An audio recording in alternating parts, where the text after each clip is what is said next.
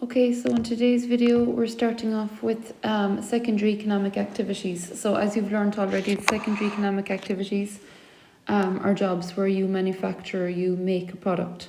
So think factory work.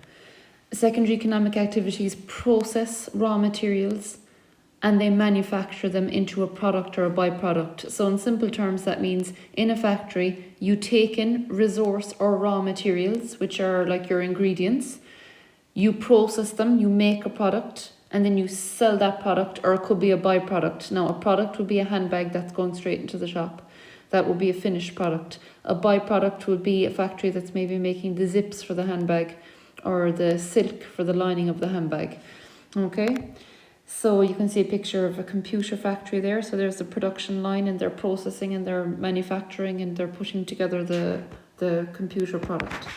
So a factory is a system, just like a farm was a system. It takes in the inputs, which could be the resource or the raw materials, and it processes them into an output.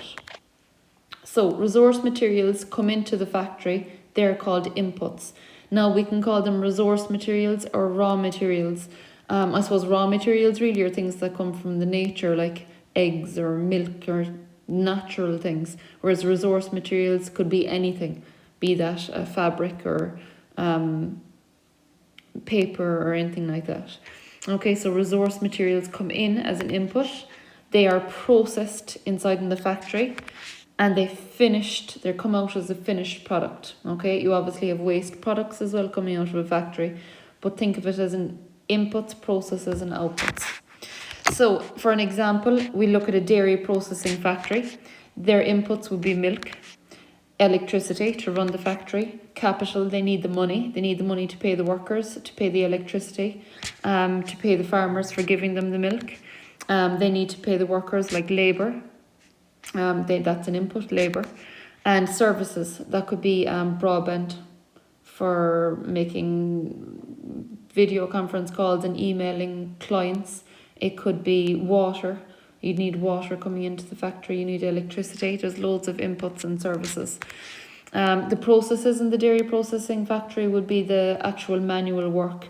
So literally manning the machines, working the machines, it could be the office workers, machine work, packaging the milk before you send it out to the customer.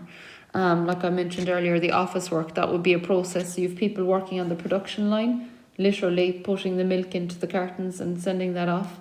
And then you have the people in the offices emailing the shops and the person that's going to receive the milk. The outputs out of a dairy processing factory could be, there's plenty of them, butter, yogurt, cheese, milk, buttermilk. Okay, there's loads of products that can come out of the factory. So there's just a few examples of a particular type of a factory. So a quick recap: secondary economic activities are where you process a product, you manufacture a product. So you take in the inputs, you process them into outputs. And the dairy processing factory had loads of inputs such as milk, electricity, money, labour, services. The processes, they actually had to take the milk, make it safe, put it into a carton, test it, pass the quality control, put a quality stamp on the carton that it's been tested, put a sell by date in it, use by date, as we would see when we put it into our own fridge, package it, send it off to the customers, and the office workers have a lot of work to do as well. Outputs then would be the butter, the yogurt, cheese, buttermilk, depending on the factory. Okay, so moving on from that then, choosing the location of a factory is based on a number of factors. So what that means is if I decide in the morning I'm going to set up a factory, I don't just decide to locate it in Kanturk Town off the top of my head. I have to think of where is the most suitable location to locate my factory. Are there enough workers nearby? Is there transport? Is there good transport? Do I need a motorway or do I need an airport or do I need access to a port?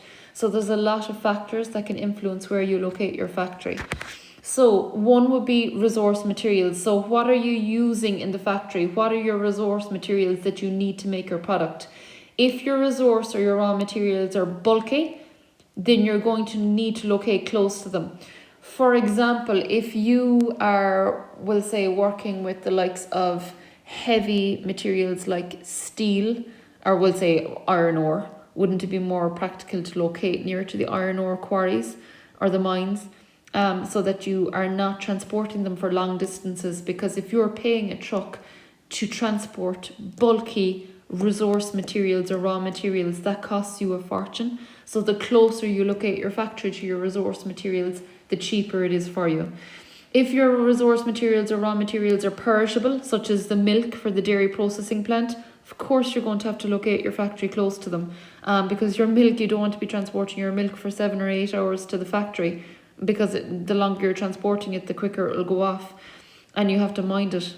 Another good example would be the market gardeners that I spoke to you about yesterday. Market gardeners are farmers that grow fruit, veg and flowers, fresh flowers, for like bouquets of flowers and stuff like that. So like they want to locate close to cities because, you know, they're perishable products. You have to locate close to your either your factory or your client. A second important factor would be transport. Are the transport facilities good? Most factories, every factory needs access to good roads. You've got trucks and vans coming in and out of the factory, bringing in your resource materials, bringing out your finished product. The road needs to be good condition, so ideally a motorway.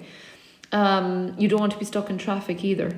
Rail, access to rail is excellent. I know you've probably gone on the train up to Dublin.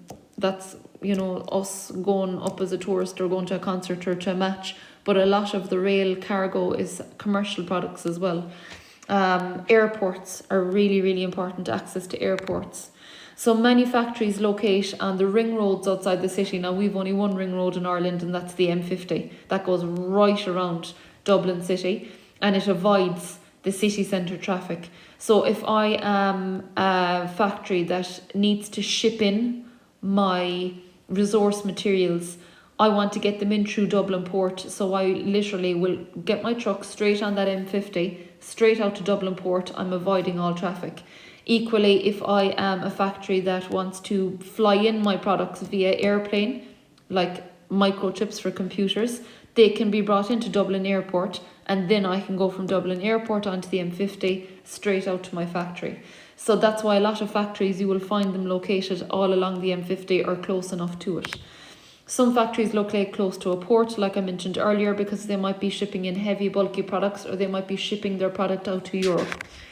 The third factor that's important to consider when choosing where to locate your factory is labour. What kind of a workforce do I need?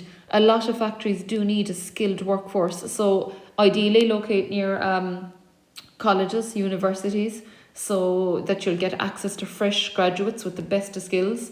Ideally locate near big towns so that you'll actually have a good workforce, a good amount of people to work for you. You're not going to really want to locate in a rural location where there are mostly elderly people with no skills and that are mostly retired. Okay, so factories will locate close to universities of Dublin, Limerick, Cork and Galway, and it's clever. Another important factor to consider is are the services good? You know, you want good access to electricity. Like electricity in some parts of Ireland and rural parts, think the west of Ireland, it can fail.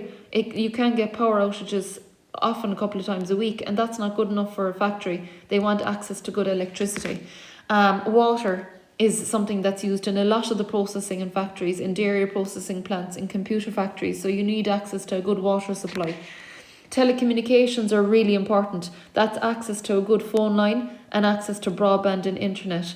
I mean, most companies now do video calls with their customers abroad through the internet, through FaceTime. You need to be able to contact your clients through email. So all of that is a big factor to consider. Where will I locate my factory?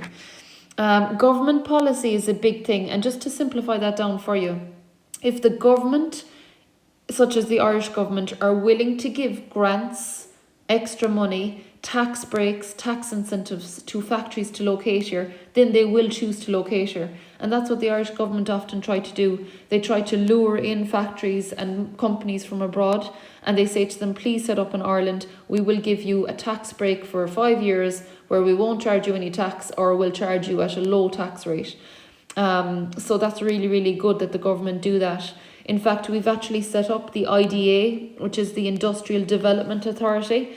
And the Industrial Development Authority are a government, we'll say, association. And basically they they go abroad and they try to find factories, and any factory that they think might want to locate a factory in Ireland, they'll meet with them, they'll explain to them all the reasons why they should locate here, they'll tell them what tax breaks that they'll get, they'll tell them what grants that the Irish government will provide to them. It's really, really good. Another big thing that attracts a lot of factories to Ireland is our corporation tax. So that's really, really low in comparison to other countries, where we only charge them tax at a rate of 12.5%. It's nearly double that in other countries. So that's why a lot of factories choose to locate here, like Apple and Dell. It just makes sense. Okay, Shannon Development would be another crowd set up to entice factories to locate in the Shannon region. But the IDA are the ones that I want you to focus on, the Industrial Development Authority. They work for the whole lot of Ireland, trying to bring factories here. So they give grants to industries. EU policy, I suppose, is another one. The fact that we're all part of the European Union is another big incentive for factories to locate here, even American factories. Because if you locate your factory in Ireland, you have access to the whole lot of the other European Union members. And because we all have free trade and we're not charged any tariffs and money charges on importing products into a country, you've access to a huge market. Now, it says 490 million people. I suppose that's gone down to 430 now with the UK gone. But access to free trade is vital for these factories, because they're going to be selling their products. When they're finished producing them in the factory, they're going to be selling them to these factories or to these countries later on.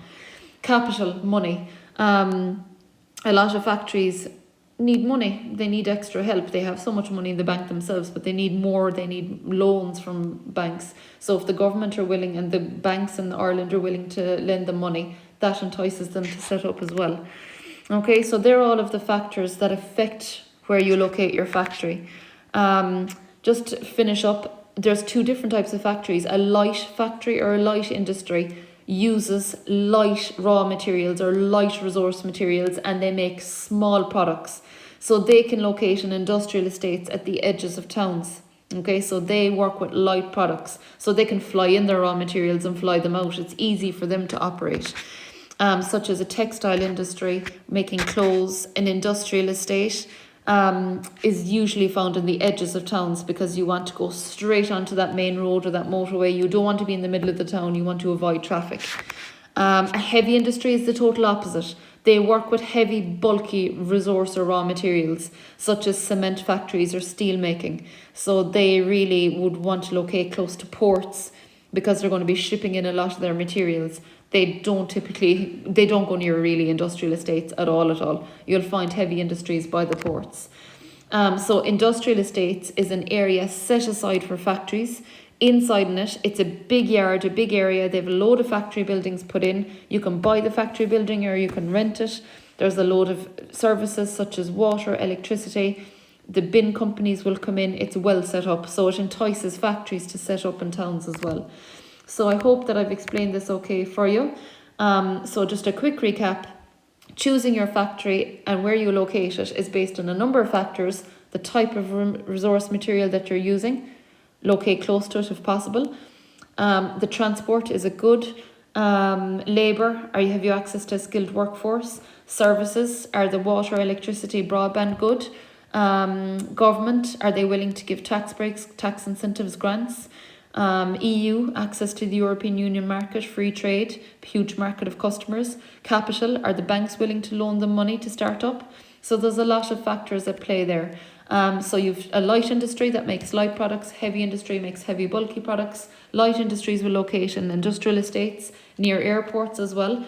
Heavy industries will locate typically by the ports, and an industrial estate is a big area set aside for light factories. Okay, I hope this helps.